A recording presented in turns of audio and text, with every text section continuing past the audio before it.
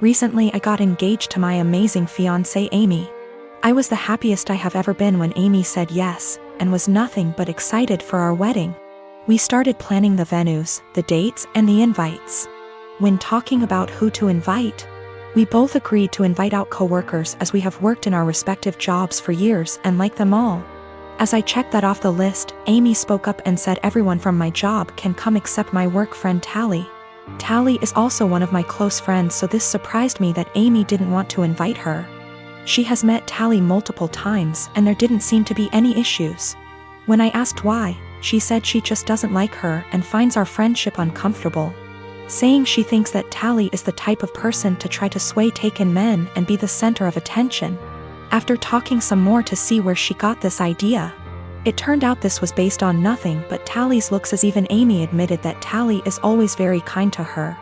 But still, Amy is adamant about Tally not going and said that she makes her insecure.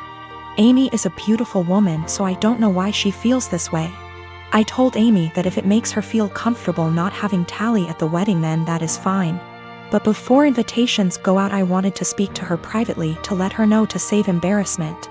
Amy agreed, and that was really that. We didn't speak on the matter after.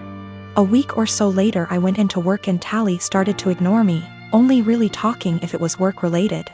I was confused as it isn't just her, our coworkers have started to ignore her and acting strange to me.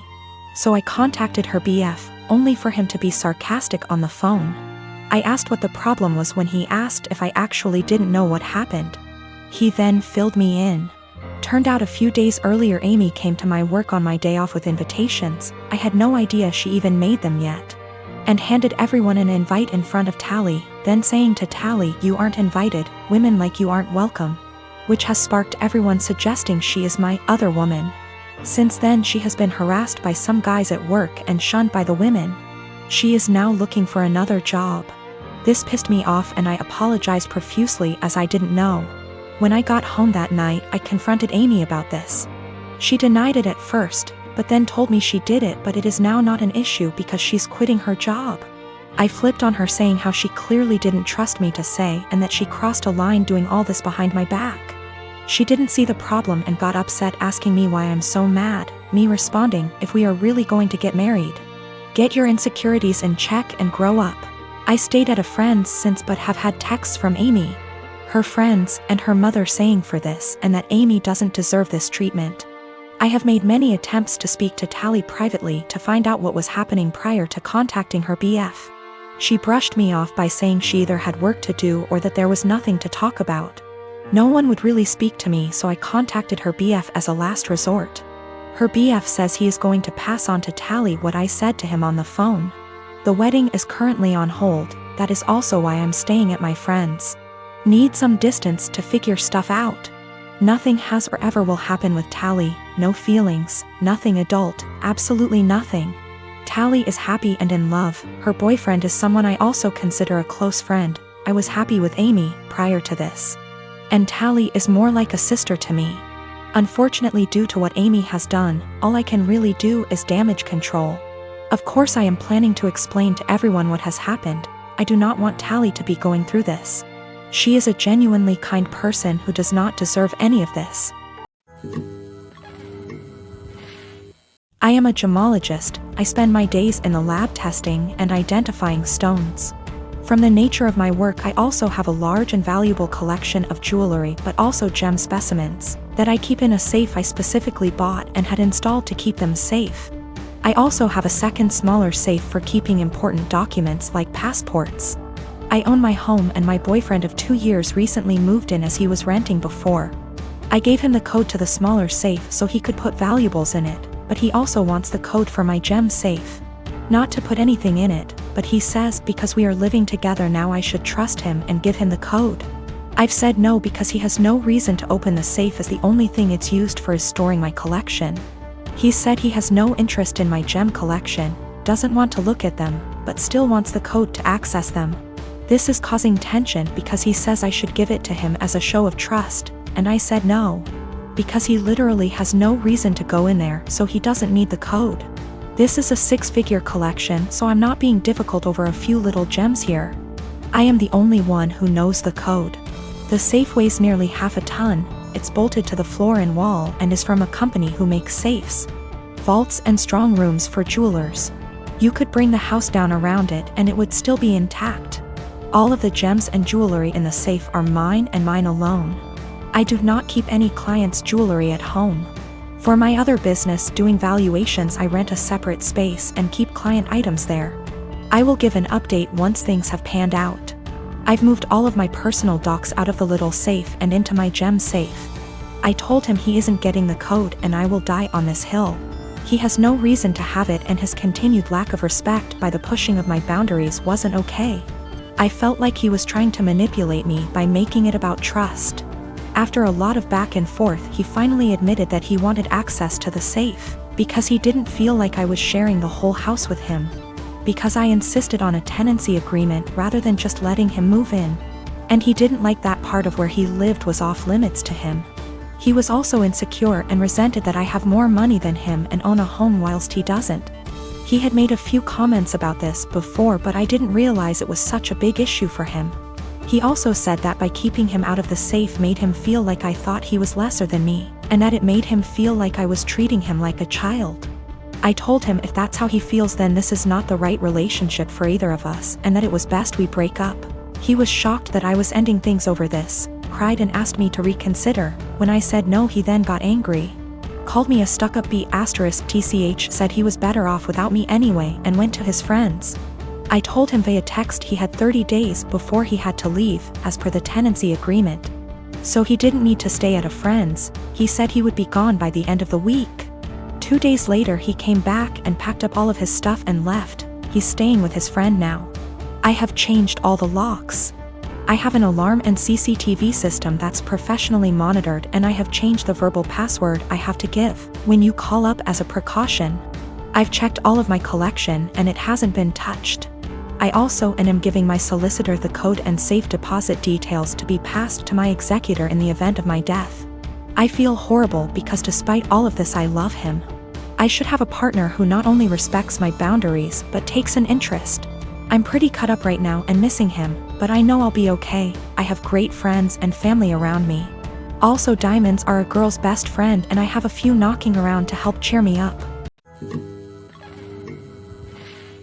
My mom left my dad when I was 17, I'm 29 now, and had a new boyfriend literally straight away. We all suspected that she was cheating with this dude beforehand, but there was never any proof, and she even to this day refuses to admit it. She had 2 more kids with this guy. When my mom and dad broke up, I moved out to live with my dad, who had moved back in with his parents. The major reason for this was because she told me to leave as I kept fighting with her new dude. I really did not want to deal with a new guy in my mom's life, and I was really upset that she didn't give a shit about how much pain my dad was in. When she told me to leave, something in me changed, and I am still unable to forgive her. That solidified BC. My 14-year-old sister stayed with my mom for a year and then begged to come and live with my dad, because she hated it so much at my mom's place.